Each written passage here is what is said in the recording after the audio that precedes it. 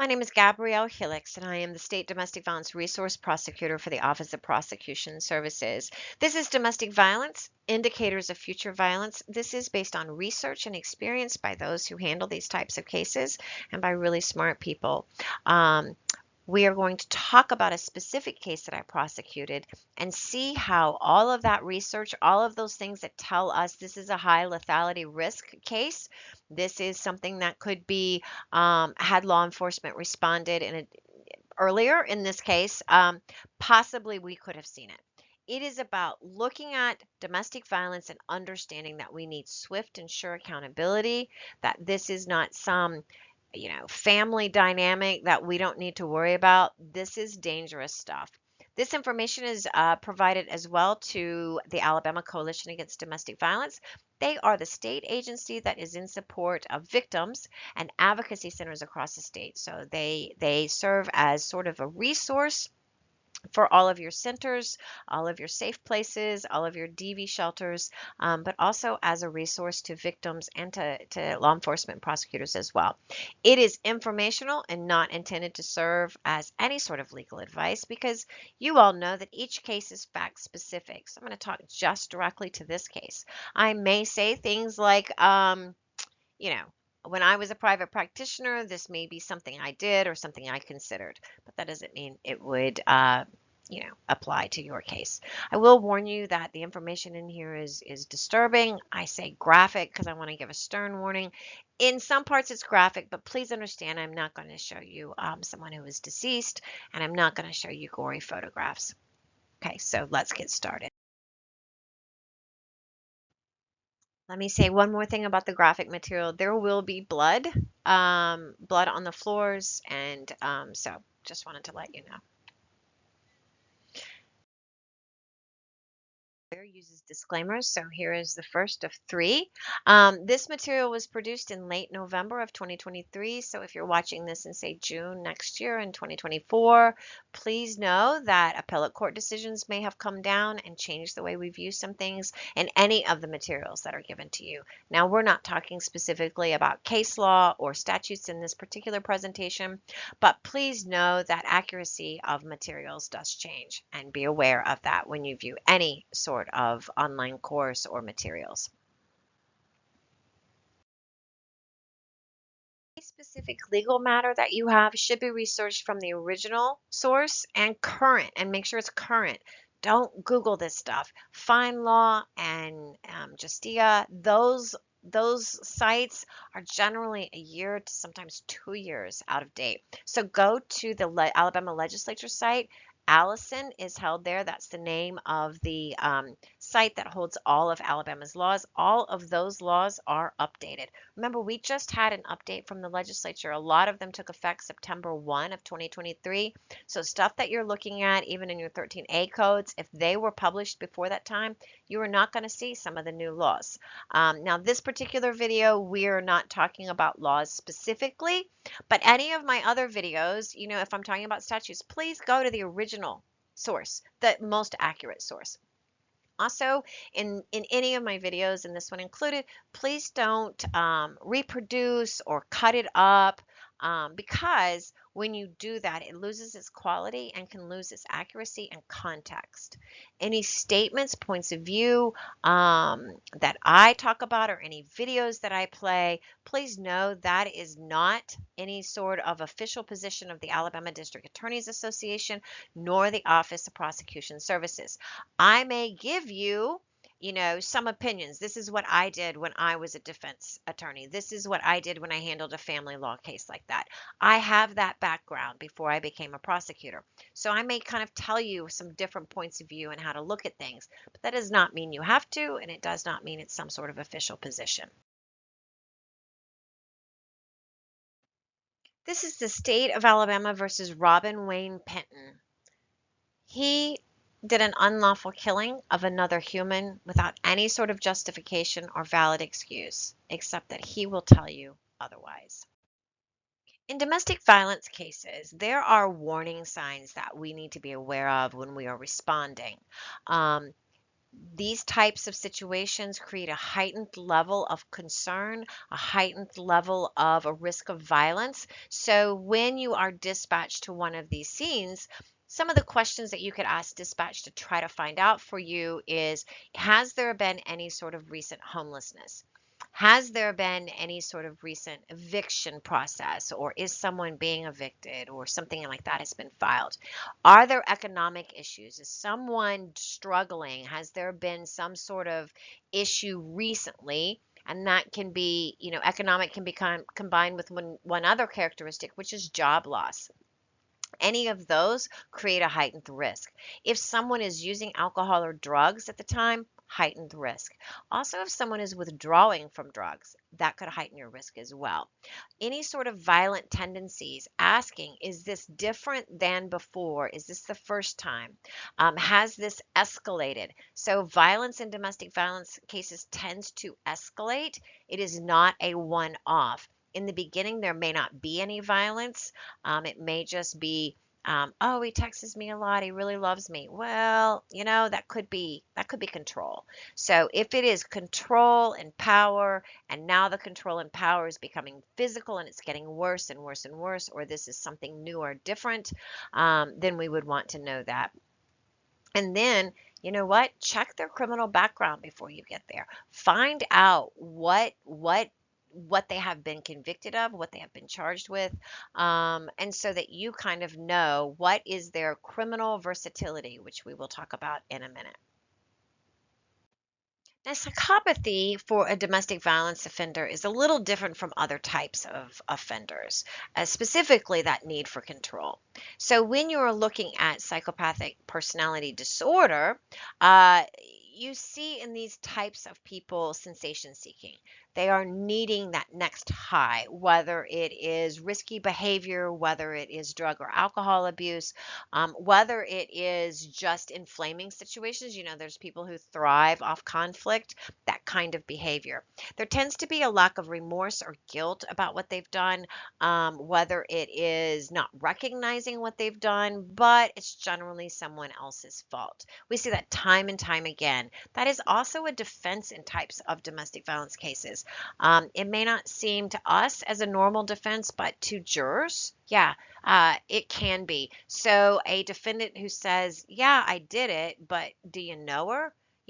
She is crazy out there, or she has drug addiction. This was a way for me to get, him under control. Or someone who is struggling with mental health issues. Yeah, but she was offered medicine and she's bipolar. Any of that can make sense to jurors if done correctly, if presented in a way that makes it palatable for them. And so that lack of remorse and guilt really comes from a place where they think, oh, I had to. But they also had to due to power and control needs. They also have impulsivity in their lives. You will see these quick decisions that have no thought behind them, a just do it sort of behavior, whether it comes to I'm not going to do this or that I am going to do this. Both of them, both of those types of decisions come without a lot of rational thought. There is that need of for control. That is present in and I would say almost every type of domestic violence case. There are times where we haven't seen it, but there has been a quick physical response to something that's happened in the relationship, a slap or a push or something like that. But generally, I would say 99% of the time, in domestic violence cases, we see a need for power and control and to maintain that power and control. And when they feel like they are losing control and power, then that's when we see them act out. And then predatory behavior. And when I explain this, I do not mean to disparage any victim of domestic violence. I think all of us know someone who has been a victim of domestic violence. I think I can say everyone that's listening either knows someone, has seen it, or has experienced it themselves. So, what I mean by predatory behavior is these types of people tend to abuse and control those that they know they can.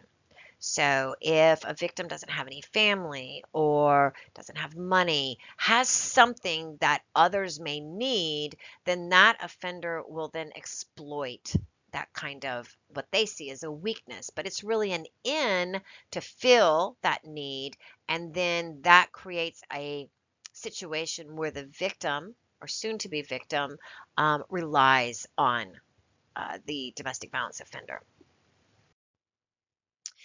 So the psychopathy and the interpersonal traits, which some of this seems sort of repetitive, but you have just overall, and then we want to look at how they relate to others.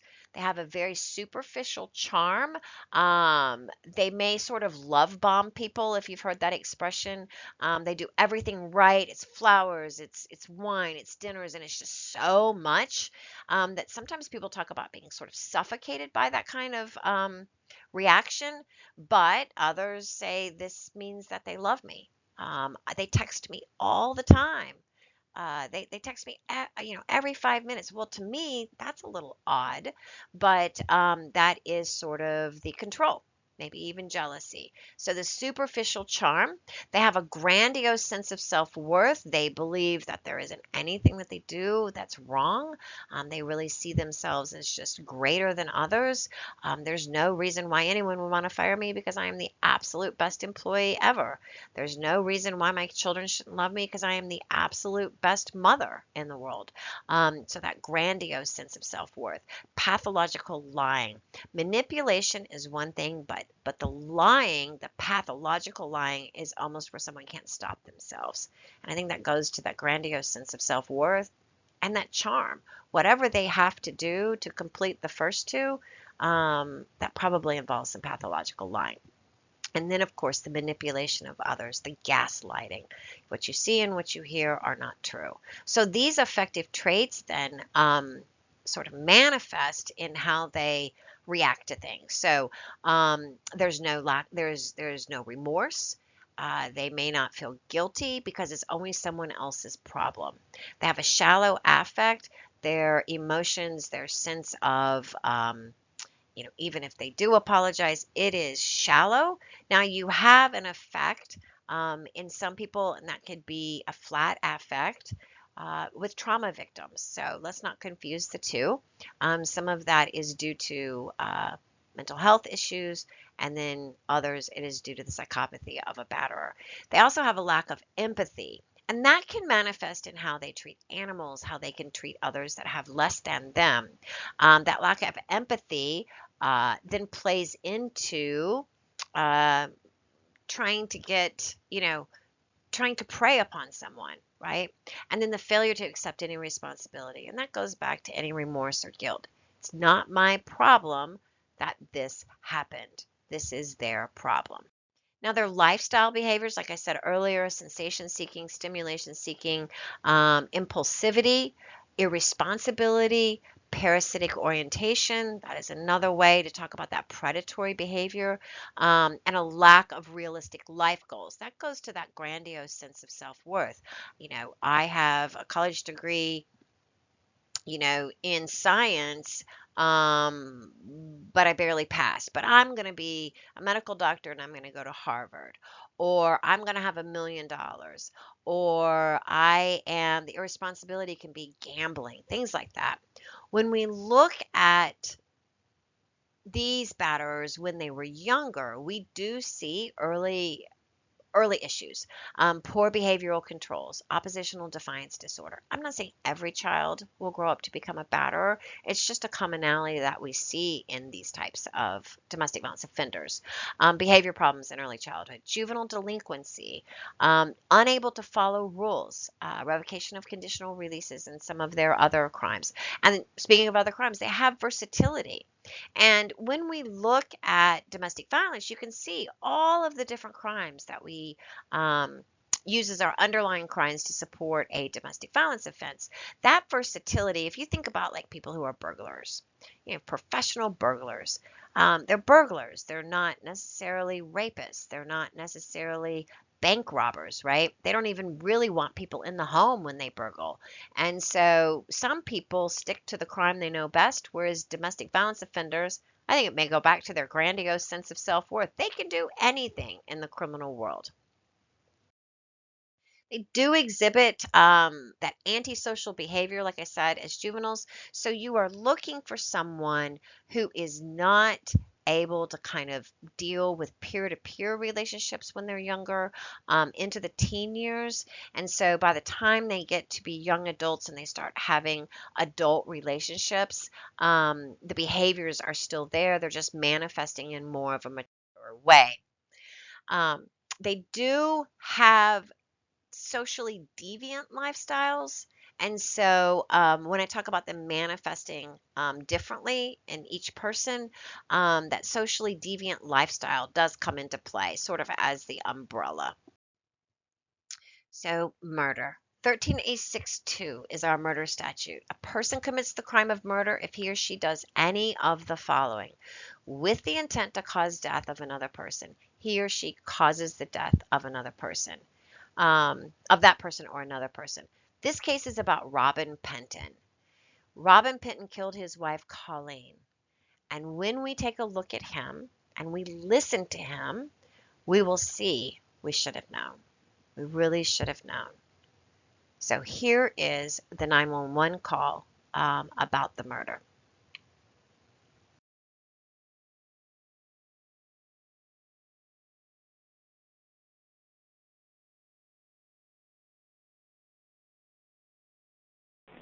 Now in one. Yes, sir. My name is Michael Penton, and I just got a disturbing phone call from my brother. And he's telling me he has killed his wife and is fixing to kill himself. I really don't know what to do, and it's not likely that I'm going to be able to show up if he is. So does he live in Huntsville or Madison County? Huntsville, 2204 Thornmore. 2204, did you say, sir? Yes, sir. That's my not remembering. And it's just he and I left. Our parents departed, so. Okay. That's THORNMOR? N-M-O-R. Okay, those house numbers run from 2400 to 2416. And that's 2404. Okay. 2404. That's going to be, typically we probably go down Villa Ray Drive to get to it. Yes, sir. And it'll be about the second or third house on your right as you turn onto it from there. All right. Let me have your name again, please. Michael Penton, Penton. And my brother's name is Robbie. How old is your brother? 50, 52, 53. Christ, I can't even remember. We're 4.5 years apart. I'm right. 57. I'm sorry, I'm just shocked. I'm sure. Just stay on the line. We'll work through this. So his name is Robbie? Yes, sir. Robin Wayne, actually, but...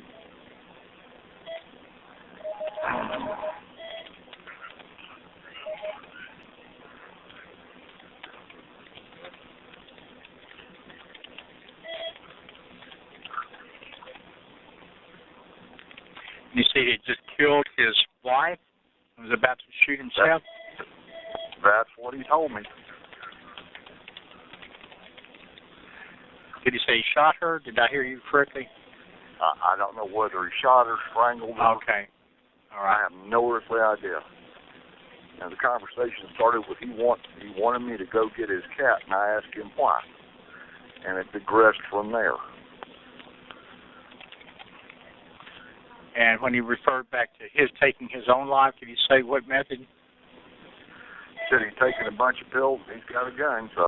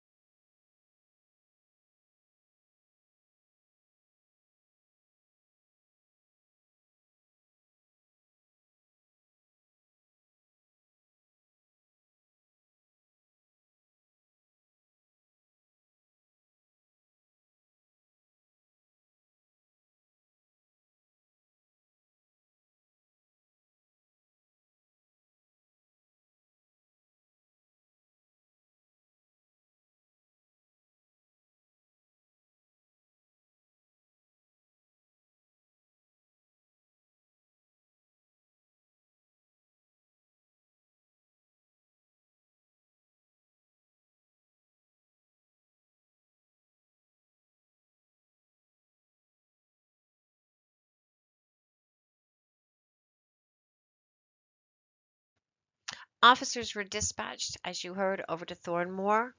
This is one of the first rooms that SWAT walked into. This is sort of the family room. This is where everybody gathers. I've seen pictures of this room with a Christmas tree in the corner. All of the house is a hoarding type house. You see the taxidermy on the walls to multiple guitars and then just crap everywhere. The entire house looks like this. You'll see that in other pictures. When I see hoarding, not necessarily dirty homes, right? Some people are just not great at keeping things clean. But this is definitely elements of hoarding. And to me, hoarding shows some mental illness in the family. So this is what the first room looked like. Common characteristics of domestic violence abusers. So going through these and thinking about Robin Penton and other sort of generalizations of abusers, they are controlling. That is the main purpose of domestic violence, is to get and maintain power and control. And they will do this by any means possible, right? So domestic violence can be physical assault, it can be sexual assault, it can be coercion, intimidation. All of these things are to establish that abuser in every branch of the victim's life. They can be charming. We talked about that charmingness, that superficial charm. They will gain trust amongst others, and it is a way then to say, trust me. My victim is not to be believed. And so that charming personality comes into play, and you're like, surely this is a good person. There's no way they would do this. They are jealous. They don't like it when the victim spends time with others because they cannot control it. It can be even work related, even when the victim gets a job. Now all of a sudden they're jealous of a boss and a coworker and won't let them do any sort of activities outside of work or attend Christmas parties because they feel very insecure in reality. They are inconsistent. There are victims who some of them have told me, I know when tensions are building, I know how to handle that situation, but some of them are not that good at it. Sometimes it's very, very unpredictable. Even the slightest bit of tension building can spark a reaction. But there are victims who say, I saw it coming, this is what they do all the time, and when I see these certain things, then I know, right? And so some victims will say, I can take, a punch to the nose once a month as long as I don't have to put my kids through this, right? I'll stay. The abuser's not abusing the children, and it's just me, and I can deal with it. But for most cases, victims only in long-term DV relationships can kind of start to see the pattern. But most of the time, these are mood swings, and anything really can set them off. We also see manipulation, things that will evoke responses from their victims, right? To get the victim maybe to flare up, and then that will be the cause for the abuse. Okay? They know exactly what to say and how to act to kind of get that rise, and then they feel that subsequent punishment of the rise in behavior is necessary and justified. They are threatening. They will threaten harming pets and children and their jobs and even themselves to maintain control over the victim. This is so if you do this, then I might just do that, right? So watch out. They can be demanding, so they want to know where they are, who they're talking with, who they're texting with. They want to know where the victims go, so they will track them through the iCloud or on a tracking device, which we do have a new statute to kind of cover some of those situations. They want to know who they're hanging out with, and of course, generally, if they're hanging out with anyone of the opposite sex, that causes problems as well. And really, this first one just goes back to everything we've been saying. This is the victim's fault. This is all their fault. They will say, if you just did what I asked, I wouldn't have to have hurt you. I wouldn't have had to have done what I did. I only hit you because, you told your friends about me. There are other ways that they do it. They will defend themselves, and I say that from a former defense attorney. We understand working in the system that a victim should not be blamed, right? If they are mentally ill or if they are speaking up for themselves, right? Like there's just no excuse for this. However, some of the defenses are, yeah, I did it, but don't you know her? Look at her. She's a hothead, right? So if he can show in their defense that, um, this person was just too rowdy, too upset, too incensed by whatever it was, and I felt threatened, so yeah, I hit her. Um, Also, you might see things like, yeah, but she was out of control, or he was out of control, and that was based on maybe a mental illness. So if you had some sort of manic, high in a mental illness, then maybe they would be used as an excuse. There isn't any excuse, but those that are not educated in this can understand. In a weird way, I guess. I kind of don't. I don't understand it at all. If someone is having a mental health break, that's not the time to hurt them. It's not an excuse. We can't beat up on people who are mentally ill. We can protect ourselves, and that is totally different. And that's kind of the line of the defense. They will attack the victim's self-esteem, that nobody else will have you but me. You're not that's why you suck. So that's why you are not going to work, because they'll just fire you. There's no need for you to go about updating your resume, right? The less a victim feels about themselves, the more the victim needs the abuser. And I think that's the bottom line. When we see victims who leave and go back and leave and go back, we, on this side, we get very frustrated. But when you think about it in context of a domestic violence situation, the victim gets to the point where they feel like they cannot leave, that they are not smart enough to leave, that they will be hunted down if they leave. And so they don't even take the steps to leave. In fact, it takes about 7 times before a victim leaves successfully. So don't get frustrated. I mean, you can get frustrated, but in reality, it's not the victim's fault, so to speak, if they go back and return.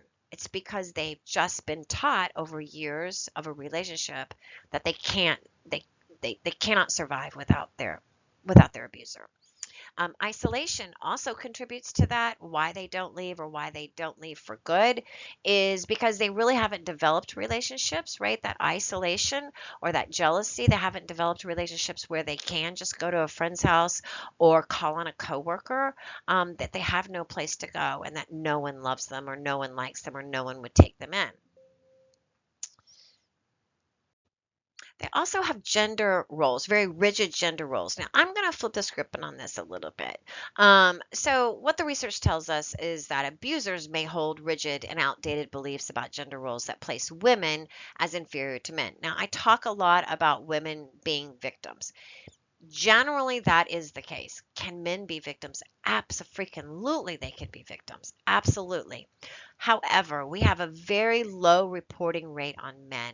And so we just know more about domestic violence in these relationships with women as victims, because domestic violence awareness rose back during the Prohibition period, and you have to think back before that about how women's place in society, right? So husbands could discipline their dependents, and women were dependents. If a woman committed a crime, the husband was responsible for it. So that correction was embedded in our society, and now here we are.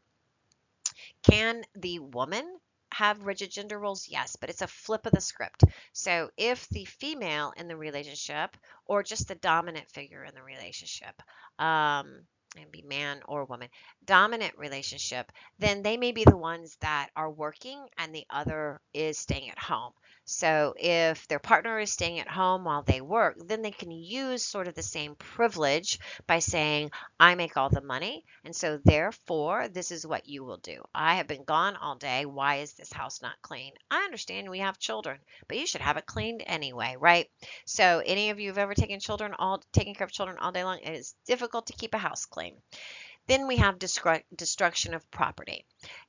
Abusers use this to intimidate victims.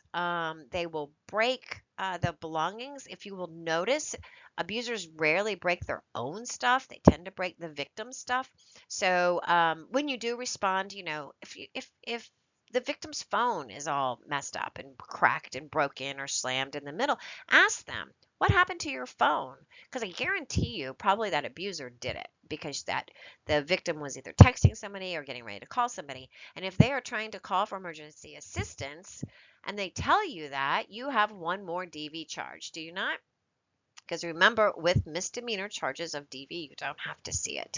So the message that it's sent to the victim is, I will do whatever I want to do. I will break, I will throw, I will hurt anything that you love, and just be aware, you know what? You could be next. Now I'm going to let you listen to a Telling. call from Robin Penton Hey, to a Hey, friend of Robin. his, very man, close Hey, in time Robin. to the murder. Man. It's approximately about I can't get a hold of what 10 happened. days, somewhere in that time Damn. frame. I hear you, And buddy. I've I been want you to having a listen hell of a time closely with to that. both the Whoever that friend phone and stuff to goes Robin through, man, Penton. I bet you I spent an hour and a half on the telephone with him yesterday. Yeah, man, that sucks. That's fucked up. Hell, they still got me under goddamn suicide shit watch, I guess. I hear you. Did they make you put on a little rubber suit? They did at first, and they took it off. I'm doing better, but hell, I've been threatening to kill every goddamn body up here, so I ain't doing too good on that shit. I hear you. Well, you know, that's a place to make a bunch of new friends, I tell you. I have fucked up and killed the wrong person. I hear you, boy. Man, I hate that, man. Colleen was such a sweetheart, dude. It just, Yeah. I don't know what happened, man. I just fucking snapped, and next thing I know, she was gone. Yeah. I couldn't control it, dude. I hear you, buddy. Well, I hate that all that happened, but Yeah, just gonna have to deal with it now. Well, hell, is there anything that we can do for you? Nah, when I can write or all that shit, you need to send me your address and all, so I can write you back and forth and put you on a visitors list. I have to have your address read anyway. Okay. Well, you got something to write with and stuff? No, they won't let me have a pen and pencil right now. Okay. Well, when they let you go back to using a Crayola or something, you can give me a call and I'll give it to you. Hey, Jackie, sorry about the hard time you've had with Colleen's sister, you know. Oh, that's okay. I don't know if it was with her or she got some boyfriend or something that might live in 5 Points or something like that. Does she got a boyfriend? Her daddy lives in 5 Points. Her daddy. Well, that might have been her daddy I was talking to. I don't know, but I know one thing. If I ever see him, I'm gonna change his attitude for him. I don't like nobody talking to me like that. You know. Well, what was his deal? I don't know. Damn, he just called me and damn went off. And all I was trying to do is damn get a message to her because I didn't have a phone number for her. And I told that girl Jessica's mom if that she was to talk to him to give him my phone number and have him call. And boy, and it wasn't but just a little while later, hell, this guy called and hell, he's gonna kill me and beat the hell out of me. And I said, well, you just, you might have big on the telephone. You'll tell me where you at. I'll be glad to just zip right on down there. Yeah, I'm getting no shit over the shit. Well, see, her sister, me and her sister's always been tight, you know what I mean? And so I figured she'd have stepped, well, I don't know, I killed her sister. She ain't liking me right now. Yeah. I mean, she ain't hating me, but she ain't, but I figured she'd have stepped up about a week before now. That's when your guy come. I said, sure, I need somebody to handle it. If not, I'm going to get fucked everything I worked for.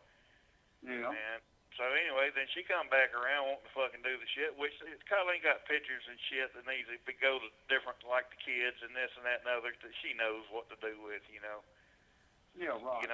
She needs to do that shit. It's the only thing I was thinking about. But if she don't hurry the fuck up, I don't know. I say I can't get in touch with her. I ain't got her goddamn number. So I don't. Well, I don't know. Well, if it comes down to it, then you may take care of the house part and stuff like that, and get you other stuff sold. Just give me a buzz. But goddamn Larry Stewart done got away. Larry Stewart done got away. He's done kept a check of mine, probably. Well, if it comes down to it, I can get that for you too. But it's just just a matter. You have to get me the paperwork so it's all legal for me to do it. You know? Right. Yeah. Yeah.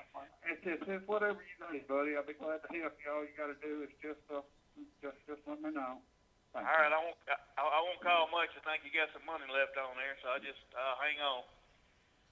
Well, all right. Well, call me when you need it, 'cause I think I told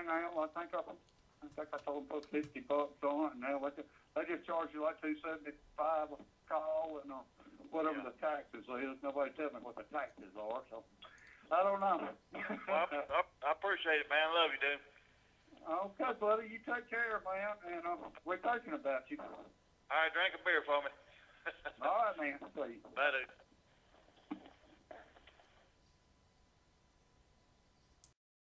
Global Tellink.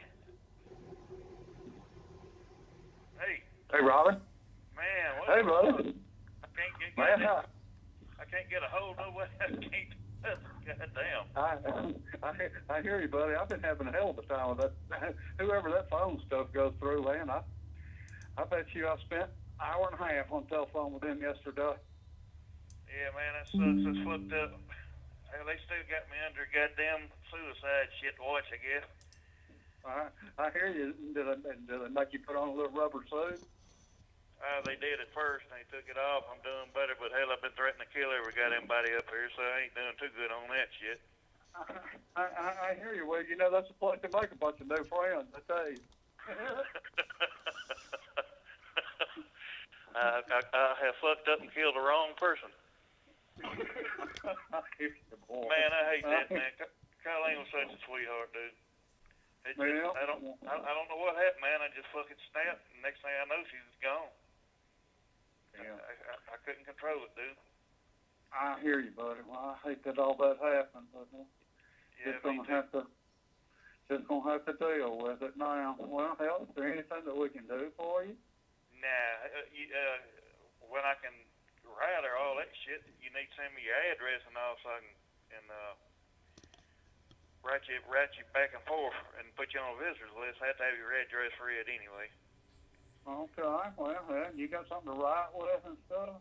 No, they won't let me have a pen and pencil right now. Okay. Well, when they let you go back to using a Crayola or something, you can give me a call. I'll give it to you. Hey, Jackie, sorry about the hard time you've had with Colleen's sister, you know. Oh, that's okay. I don't know if it was with her or she got some boyfriend or something that might live in 5 Points or something like that.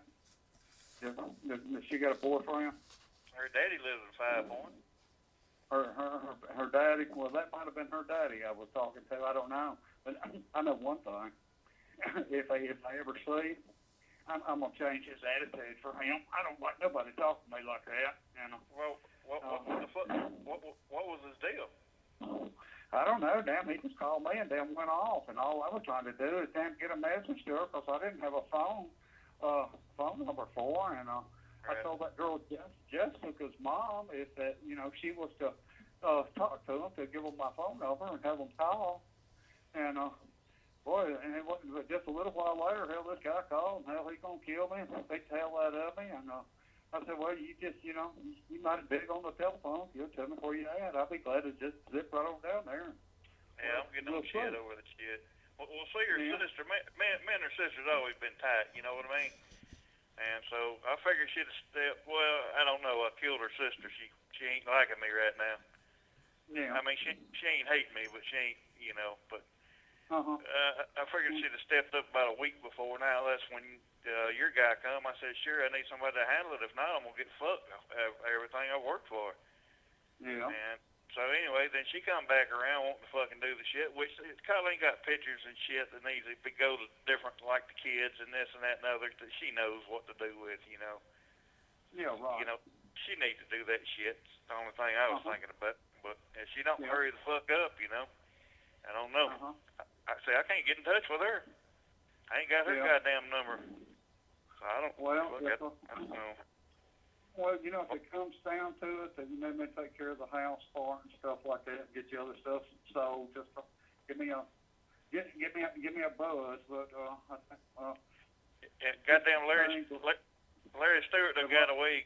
Larry Stewart done got away. He's done kept a check of mine, probably. Well, if it comes down to it, I can get that for you too. But it's just a matter. You have to get me the paperwork so it's all legal for me to do it. But, Right. Yeah.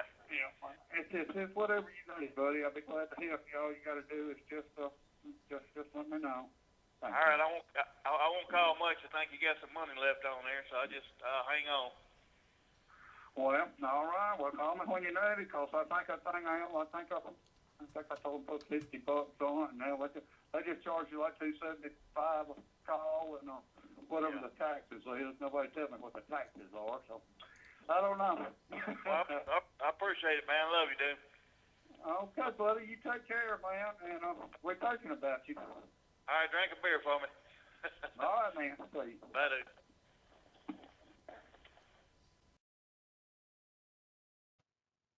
There is so much to take from that jail call. You can hear the superficial charm. You can hear the grandiose sense of self-worth, both in the friend and in Robin Penton, right? If somebody speaks to me again like that, yeah, somebody died, and he's calling so close between time about trying to get stuff for Penton, right? I'd be ticked too, but they take it as some personal affront. And then you hear Penton say, I'm about to kill everybody up in this GD place. He's not a tough guy. He is not at all. And so, but yet he's the coolest one. And then they laugh about, well, if they give you a crayon and all stuff.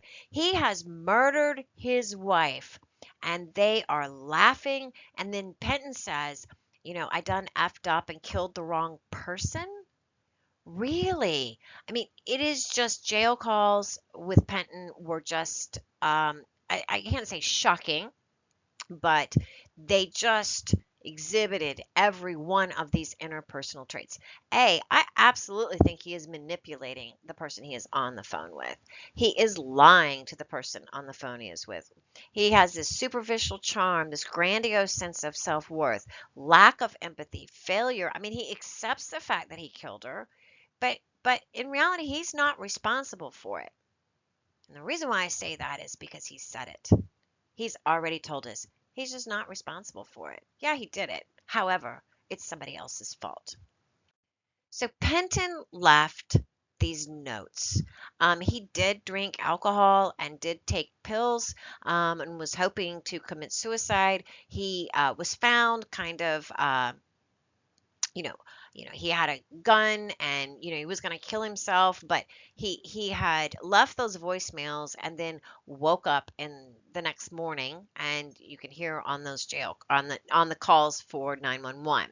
So he left these messages, and it says this should not have went this far. And what I did was I just retyped them. They're kind of difficult to read, but I retyped them the best I could, and using the spelling and everything. So this should not have went this far. Colleen was a great person. She hated C and didn't like A. A and C are her children, the ones that are in high school and junior high. He talks about these kids. And any sort of split family can cause issues in these types of relationships. The stepchildren can be a trigger for domestic violence offenders. Most of us that have stepchildren, that's great. That's wonderful. That's an addition to my family. But an abuser see those types of relationships as an interference. It says, I should have killed Steve to get rid of the problem, but she wouldn't have that. I really don't think that he went to Colleen and said, hey, let's kill somebody. Because what we know about Colleen is a very gentle soul. She worked at Hobby Lobby, and what do we know about Hobby Lobby employees? That they know everything about crafting. They know everything about their product in their area. That's not to say they don't in other types of retail establishments, but anyone that's been in there, you start looking at paint and you ask for help, they are over there in a flash, and they're telling you everything you need to know about that particular paint. If you are in the glitter section, they will tell you everything you can do with glitter. They're not necessarily, I think, just my experience, these super outgoing people, because they're not really like sales people, but they are people to help. They're helpers. And so then Penton goes on to say, please do the best you can. She did not deserve this. She is at rest, but she kind of wanted it.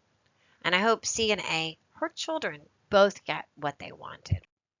All I can say is I'm very sorry. I've had enough of the filthy house, her talking down to me. She was great, but she was lazy as hell. Couldn't have had a better wife, but she wouldn't clean shit, and she got mouthy as hell. There's no excuse for what I've done. She'll go to heaven and I'll burn in hell. So you can see the dichotomy of she was awful. Oh, but I loved her. But she was awful. Oh, but I loved her. That is that gaslighting that he is even trying to do to us. That is saying she had all these problems, but I still loved her. I'm the only one that could have loved her like this. Do you hear it? It's in the psychopathy of these abusers. She wouldn't clean shit and mouthy as hell, but I have no excuse for what I've done, but I just gave you a bunch of excuses. Then he says, it's what I desire to tell S and F and C to F themselves, and lucky I didn't kill him. Oh, he's a big bad man, right? I am so tough. A is still an asshole, but he's okay. I am sorry to everyone about this. I did love her more than I can say. Now we both don't have to struggle anymore. So again, somebody's struggling and it's him. But he thinks, oh, well, I'll take Colleen out as well. Please call my brother. Hope y'all don't hate me. But all these people, I've had enough. Then he says to the police, what happened was she talked a lot of shit and I beat her ass. Notice the difference in the language. When he's talking about her, he's like, she'll go to heaven, I'll go to hell. She was mouthy, blah, blah, blah. Then he gets to what happens and he talks to police. And to me, this is a shift in tone. Look how badass I am. What happened was she talked a lot of shit, man, and I beat her ass. That is how this comes across to me. I drug her into the bathroom, not good, went through house, kill all animals, and then myself, just for the effing news, right? Just to let everybody know. He goes on to talk about his employer. Um, all the years he have effed me, no re-going time for work, look into it, F him and everything he stands for, and then I effed up the banks because he's part of the bank, and then he apologized to someone specifically. I'll explain that in a minute. The reason there's so much blood is because I cut her nose real bad. I tried to clean her up. There was no way. And then you can tell even in the handwriting that he is starting to fall asleep. With my kids are making she happy. Sorry, y'all. Thanks so much. I took my life. It's all good. Sorry. And then he writes, F this. It should not have been.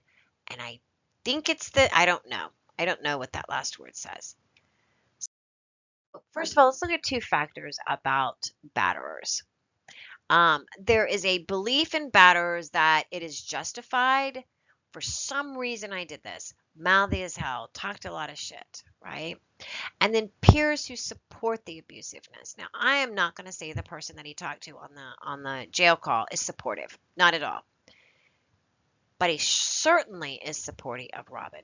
When he says, I done effed up and killed the wrong person, he's like, well, you're just going to have to deal with it. Not, how could you? What a horrible thing to do. You just don't hear it. And so we look at the second thing is the peers who support abusiveness. Again, not saying he supported it, but he certainly didn't say it was a bad thing. Are the single greatest predictors of which men will batter. So you may have, not you, but men may have and women may have some of these traits. But that doesn't mean that they're going to be batterers, right? People can control their own actions. They should be able to. But if there is a belief that it is justified or that others will support them in that, then taking that step to batter, right, it's not a leap. It's just a step. Because, hey, everybody will understand why I did it. When we go back after listening to those two tapes, you can see every bit of these 12 common characteristics. Controlling. Well, listen to the tapes and the letters. Controlling, charming, jealous. He's jealous of his employer, and I'll explain that in a minute. He is jealous to me of his stepchildren. He is inconsistent, right? I really loved her, but I killed her, right? All of this is inconsistent. It was unpredictable because in explaining how the rage came, this is unpredictable, inconsistent behavior. Manipulative, threatening, and demanding. He has sent this guy that he talked to on the jail calls over to collect his things. He's calling the sister of his victim, and then they're upset. The one guy's upset because her father called and was like, don't you call here wanting anything." Anything to do with Robin Penton, like don't you ever. And they just took it as this personal affront. Blaming the victim, he absolutely did this. She wanted it. Self-esteem, she was mouthy and didn't keep a clean house. And I see that as something he's probably lodged against her before, that nobody will want you. Isolation. She had a close friend, a very, very close friend who was very traumatized by this. And then she had her family. I don't want it to sound like I'm disparaging the family, but I do believe that there were members of her family that suffered from some mental illness that I think was exasperated by this murder. As far as relying on her family, I'm not sure she had that, but I do believe that they loved her and would help her if she needed it. Rigid gender roles, yeah, absolutely here, and destruction of property. We had that as well. So these generalizations is manipulative, entitled, disrespectful, and then they have this weird attitude toward ownership. This is the garage. Those two motorcycles there that you see were owned by the bank. So Robbie had a lien on those, right? Took out a loan, and I guess a lien and a loan different. I took out a loan, and so the bank owned them. And so that was his anger toward the bank. He also destroyed them. He put stuff in their gas tank. He broke items. And so that was his way to get back at the bank. Now, the issue with his employer was that gentleman had employed Robin Penton for 19 years and then laid him off recently. So you have that recent job loss. You have this destruction of property, which he has destroyed property. What historical knowledge that we have on him was destruction of property was also his thing. So, but you have this grandiose sense of self-worth because when asked about why he was laid off, he had absolutely no idea. None. He was the best employee in the world. Just a warning to make sure you understand, I'm getting ready to show you crime scene photos. There's going to be blood. The house is messy, and we're also going to talk about animal abuse. So this slide is, or this picture shows you this industrial heater thing that has blood on it. He used this to hit her with. This is another heater type thing. And you can see the blood drops from it as well. Again, this is the front of the house. This is where SWAT came in. This is the first sort of room that they encountered. And the next room is the next view is just a shot of that room. So if you can kind of think to yourself about a 1960s, 1970s ranch home, you've got that traditional living room, dining room, and then you've got the long hallway where those bedrooms all branch off. So what he did is he brought her through the kitchen and then drug her through the house. I'm going to show you a picture of the hallway where you can kind of see how this house is set up, but you will also see blood stains. So you can see there that you can see at the top of this picture the kitchen. So he brings her in through the garage and he begins to drag her down the hallway. The darker blood is what we believe where he kind of stopped for a minute and then began to drag her again. The next photo, you can see that as well. So he is beginning to drag her down the hallway. This is a shot from one of the bedrooms. Excuse me. Excuse me. As you can see, this place is a mess. In fact, in one of the interviews that the investigator did, he asked Robbie, "Where did you sleep?" He said, "On the bed." He said, "There's all this stuff on the bed. How could you sleep there?" And Robbie said, "Oh, I was probably just throwing stuff around."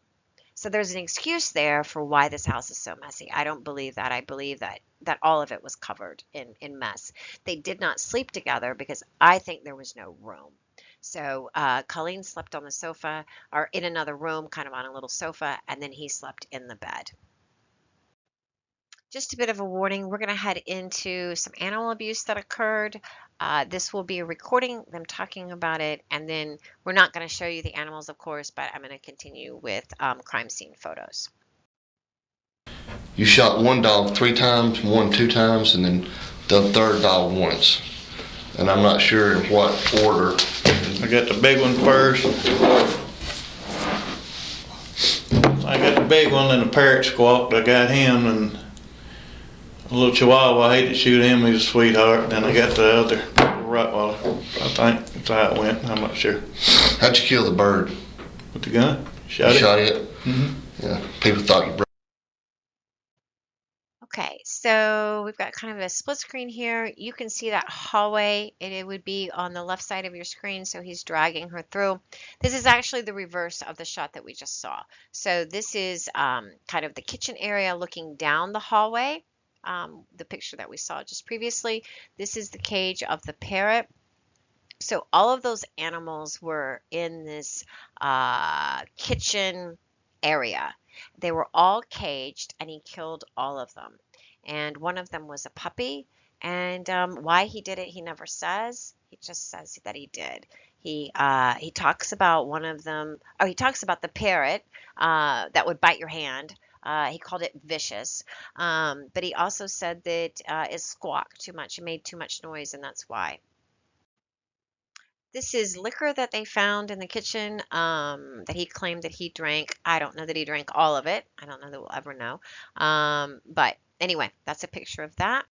Here are the notes that he left. You can see the hoarding just where he laid the notes. Multiples of everything. Got some sort of spider thing. You've got more than one eye drops. Not that you can't have more than one, but just as a lot of everything. More gory pictures. Again, that is the dog cage there, one of them. You can see how he's dragging her. The next photo is not as gory. To me, it is the most disturbing.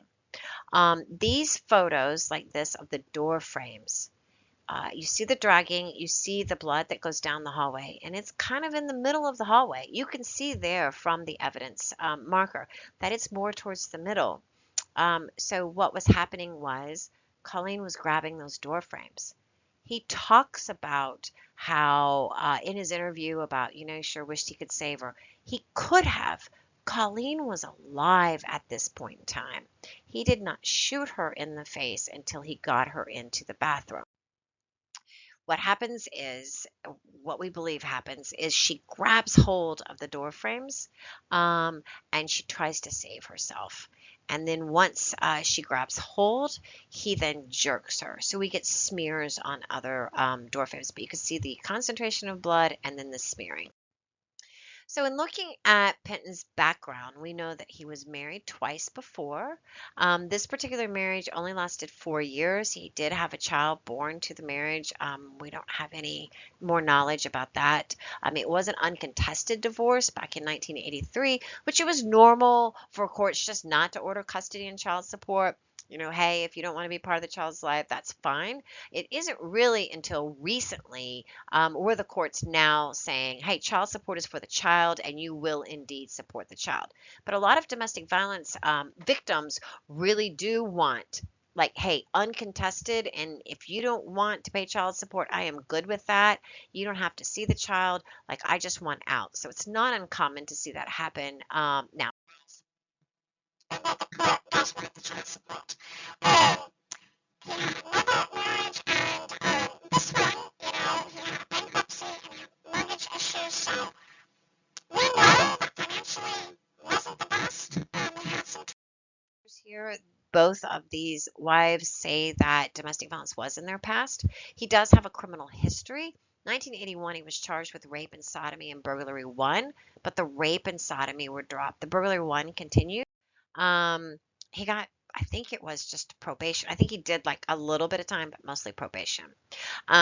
In talking with Penton's mother, she learned it was learned that Robbie had a temper outburst. This is all coming from a 1981 evaluation. I'm sorry. She reported that every 2 or 3 months he becomes quite irritable and he seems very tense.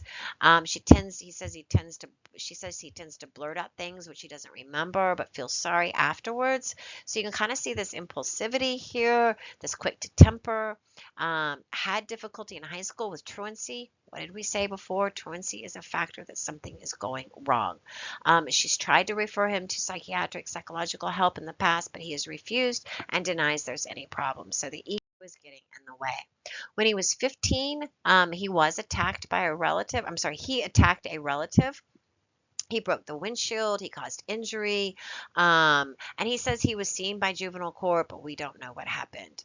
Penton reports that in his marriage he had been physically abusive to his wife. He had quite a number of questions as to like why he did this, because he could find no faults of his wife. This is in 81. Think about that. Think about now. He says she's mouthy, she's this, she's that, and then he says she's wonderful. So he's quick to temper, and he's been physically abusive in the past. He says at one point in time, and I think I may have it in here, that he says, I was abusive in my prior marriages, but I didn't support it. I didn't like it. He was asked whether she was provocative in some way, this victim, in some of these instances, but he denied that she was. He did suggest that some of the times when he was physically abusive, he was under the influence. Which is not really an excuse. At the time of this defense, he was on probation for what he termed as shooting a man in self-defense. Well, it obviously was not self-defense, or he wouldn't be on probation. We don't have that record. He said that this offense occurred more than a year ago. So at some point in time in late 70s, early 80s, he apparently shot someone and claims he was drinking the night of the event. His account of this event, this criminal history, is a bit shaky. It's unclear. When he says he started walking through the neighborhood trying to find somebody, but the evaluator questioned his impulsiveness, considering the details. So Penton said, "Oh, it was impulsive, and I was just walking through the neighborhood. It just came about, right, to rape and sodomize and burglarize this woman." But what he also said was he went into the living room where he found the woman laying on the sofa, dressed in a shirt and panties, watching TV. I kind of have a problem with that, and I hate the word panties. But he ordered her to remove her clothes. She complied, and then he got real sketchy. But basically, he was saying he was unable to have sexual intercourse. So if there's some form of impotency, that need for power and control, then there's maybe an embarrassment here. And that's a whole nother discussion about sex and violence. But anyway, very vague about it. He did ultimately get her to force her, rather, to perform sodomy on him. He went home and he claims he told his wife and that he considered shooting himself. So this is sort of an attention getter here. He stated that his wife was amazed, quote, and confused. So we have the evaluation, and that is the wording in the evaluation. The victim stated that he was an employee at her work, so they were co-workers. This isn't a stranger. This is someone he knew. So they interviewed everyone at the company. He confessed, but she was also able to listen to his voice and say, yeah, that was him. He also has a 1989 indecent exposure. We don't know what happened to that. With the intent to arouse or gratify the sexual desire of himself, a minor, he did this to a minor, exposes genitals in circumstances which he knew would likely cause, affront or alarm. So he was sitting in his vehicle on this particular street, nude from the waist down. He was masturbating in front of the minor, stating, "Have you ever seen one of these?" So anyway, all we have on this was it was a misdemeanor and got 1 year, but he didn't say that he served all of that time. Remember, though, this is 1989. So, like I said, he admits to previous domestic violence with Colleen and previous wives, but he says, hey, I didn't believe in that. Now, In the interviews and even by his brother's accounts, the fact that Penton had a gun was apparently surprising. In the interviews, they found a holster, and he was asked if he had a pistol, and he said he did not. So I don't know whether that was part of hoarding or something happened to the pistol. But this was done with I don't know anything about guns, but like a long gun, a rifle, and in what he did to Colleen. So he drug her through the house. He had beat her. He drug her through the house. He filled up the bath, tried to wash her off. He alleges that Colleen said that she loved him and that, it's okay, it's okay. And then he proceeded to shoot her and put her in the bathtub. He was going to take her and lay her on the bed, and he says that he was going to lay a sheet over her. And what do we know about those homicides where someone has covered up the body? Psychologists look at that as shame. So, you had access to a gun. Your risk factor of lethality of a gun in the home with domestic violence increases to 500%, as are threats with a weapon. Also, stepchildren in the home is a trigger for some, or any sort of estrangement from the victim. Prior domestic violence is by far the number one risk factor in these cases. There was domestic violence in this home. There was an uneven balance of power, because the reason why Robbie killed Colleen is because he went motorcycle riding on a Sunday morning. What do we know about Hobby Lobby employees? That is the one time they are home. We know that Colleen was not working that day. And so Sundays were generally the time where they would be together, but he was motorcycle riding, and she texted someone that he was riding with saying, he's driving me crazy, he's gone all the time, and that sent him through the roof. So the domestic violence that he probably already committed on Colleen escalated because he was shamed. He felt like somehow she was shaming him in front of his friends, talking about him. I absolutely want this to be in memory of Colleen. She, by all accounts, was a very, very sweet girl. She was a crafter. She made like these little crochet purses that you put sugar gliders in, kind of like a sugar glider purse. We know that she was a loving mother, a loving daughter, and a dear friend to those that she loved. Remember, in 2017, the highest officer fatality than any other firearm-related call is domestic violence. Officers are on unfamiliar grounds. They're at a complete disadvantage. You are 100% on defense. And if we continue to believe that for some reason a stranger assault is more violent, we put domestic in front of it and we treat it as less deadly, less harmful than a random attack. Though 3 women are killed every day by an intimate partner. In order to handle these cases, know your resources. Seek assistance. Tell the truth to your victim. Manage their expectations. Keep them informed. Ensure their rights are protected. And if the victim's rights statute are not followed, please explain to them why I didn't call you for that plea agreement, why this case was dropped, whatever it is, because we want to engender trust, okay? Language access and disability access is super important. You can call ACDAV to get more information, or you can call me. Resource access and victim access and advocate access. We want the victim to have resources and someone they can talk to and help them navigate their next steps. Take that victim to the next person as quickly as possible. Look, if you are forwarding this to the DA's office and you've developed a relationship, whatever, or if you haven't, make sure they know who the next person is they're going to deal with. And then I always say cover them with paper. I don't mean it literally, because sometimes giving paperwork, the offender may see that. If they go back, the offender may see that paperwork, and that may make them angry. But make sure they have enough to make them feel powerful. Keep them informed. Keep them with information and people that they can go to. That then gives them a bit of power, a bit of control for themselves that they haven't had before. It also gives them resources. So this Huntsville man who killed his wife, the family dogs, and the couple's parrot in 2014, he pled guilty to murder. He showed little emotion as he pled guilty to killing Colleen at 34 in the English Village subdivision. He also admitted to killing the family's parrot because they talked too much, and the dogs because they weren't trained. Colleen didn't deserve to die, but it's what she wanted, said Penton. With the family's consent, I offered 40 years. The family was really, really traumatized. Many of the people that knew Colleen were very much like Colleen, very shy, very introverted. And we had, we knew we were going to have more trauma than what we already had. And so 40 years at 55, the family didn't want to go through this.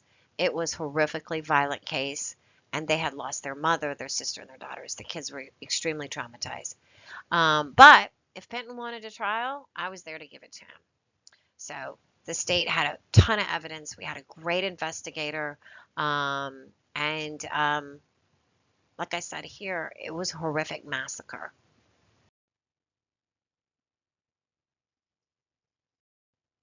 If you should need me, you're welcome to call me at 256-651-7215. You're welcome to email me. If it's an emergency, don't email me. I'm not super good with email. I'm pretty good. I'm better than most. But my email address is g.helix@alabamada.gov. Make sure you remember the dot and make sure you remember the DA on the end of Alabama. Again, my phone number is 256-651-7215. If there's anything that I can do for you, or you need someone or some resource, please just give me a call. I will be happy to help you. Thank you for what you do. I appreciate all of you, and hopefully we can meet soon. Thanks.